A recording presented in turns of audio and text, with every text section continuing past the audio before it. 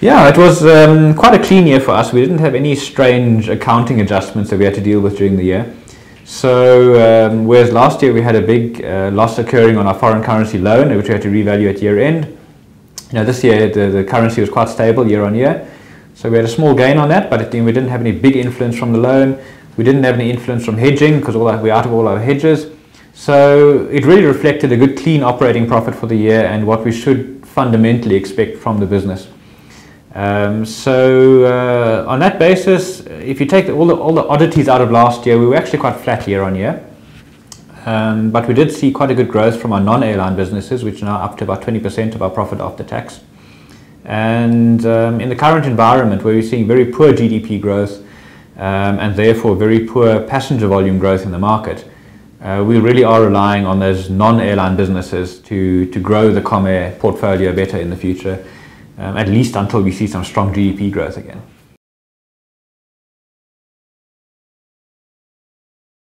So we've really got four main directions that we're working on at the moment. The first is pilot training. We currently do training for 32 airlines outside of South Africa, as well as some air forces as well. And we've got 5 flight simulators at the moment operational. We're busy with an investment in a new training facility right next door to the current one that will accommodate another 4 flight simulators. So we're almost doubling the training capacity, particularly for external training.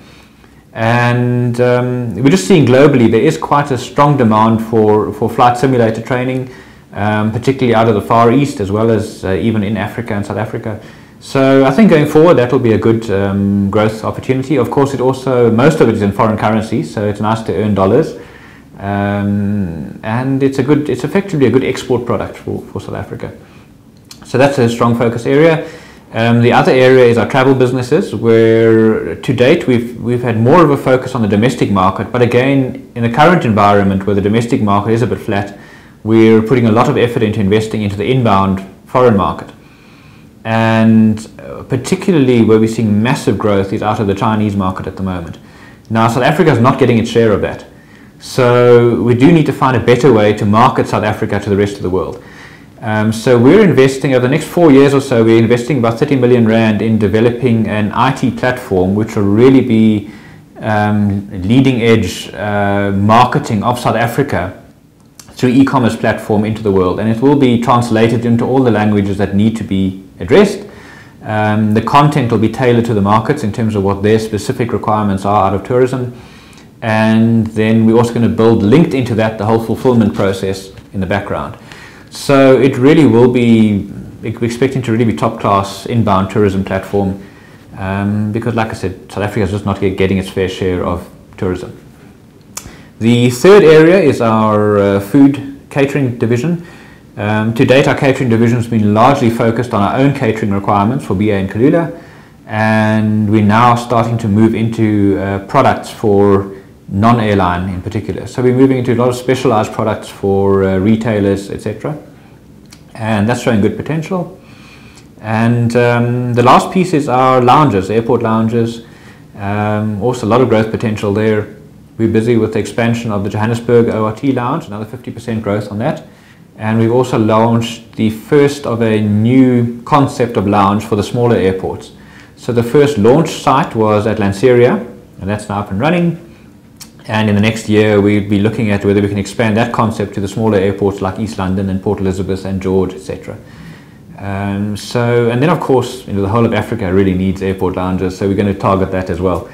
But a little harder to get into some of those airports, but good potential in that area as well. So we're hoping within the next 2 to 3 years we might get our non-airline profits to 50% of our total profits, which would be a good place to be, both in terms of risk diversification as well as just getting into businesses that have a much better profit margin. But the airline is always going to be core, and the airline attracts a lot of the customers into these other businesses. So airline is always going to be a very strong focus of us. But right now, on the airline business side, I think it's going to be a lot more about driving efficiency than expecting to just see revenue growth in the industry.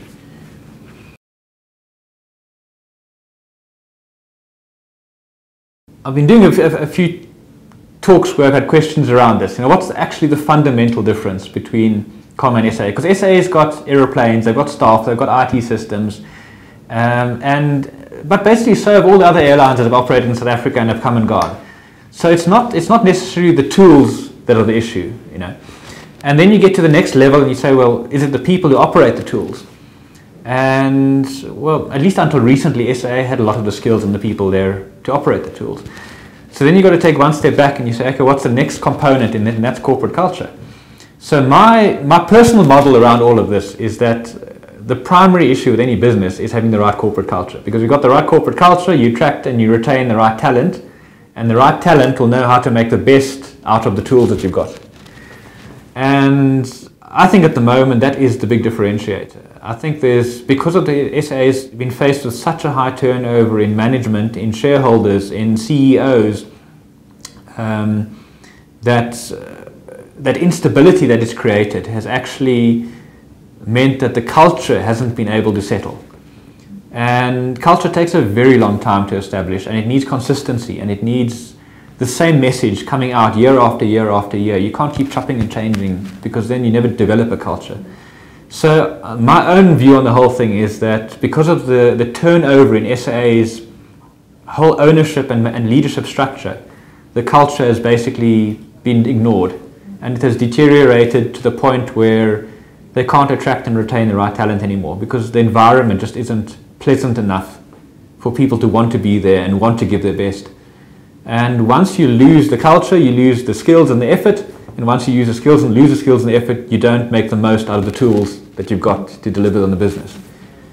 So that's my quick and dirty on how to fix SAA. But it's not. But the problem is, like I said, culture takes a very long time to develop. You can destroy it very fast, but it takes a very long time to establish. And my own view is that until SAA can actually establish a strong culture and pride again, it's going to have a very hard time attracting and retaining the right people to deliver the right product.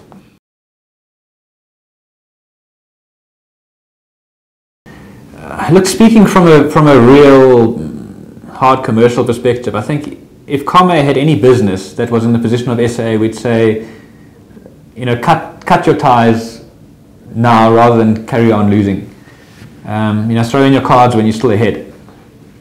I think the amount of time and effort and work that's going to have to go into fixing SAA, if that same amount of money and effort and time was put into bigger initiatives like SA Tourism, it would probably deliver much bigger benefits for the country than the attempt at fixing SAA. It's not just about the profits, but I think there are places where the time and effort could be invested much more productively for the country than continuously trying to fix SAA.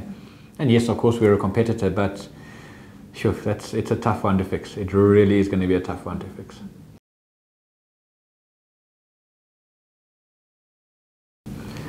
It's a bizarre industry, and of course, everyone who enters the industry has got a business plan showing they'll make a profit. But yet, very few ever come up with a profit. So there will always be somebody who develops another business plan showing they can enter the industry and make a profit. It just seems to be the nature of the business.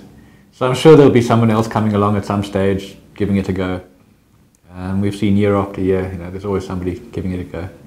So yeah, that's just the nature of it. But it is becoming more difficult, particularly because to get the kind of efficiencies you need to still stay competitive and sustainable in the industry these days, you actually really have to invest in the best equipment and the most efficient equipment. So, you know, we're putting $50 million at a time into new aircraft, but you actually have to put that kind of money into new aircraft to get the efficiency to be able to stay in the business. You need to invest these huge sums into IT technology, etc., to get the right distribution channels, to get the efficiencies again, etc. So technology is creating something of a barrier to entry into a very complex industry. Whereas in the past, where the oil price was quite low, and you know, talking 15 years ago, you could go and get a very old aeroplane. It didn't actually matter if it used a lot of fuel, because fuel was cheap, and labor was cheap, and everything was cheap. Whereas today, if you actually want to be sustainable, you've actually got to have an incredibly efficient aeroplane, you've got to have very efficient systems, etc. And that costs a lot of capital up front. So whether we can find competitors coming into the market that have enough capital to establish a sustainable airline, I don't know. It's going to be a lot harder than in the past, that's for sure.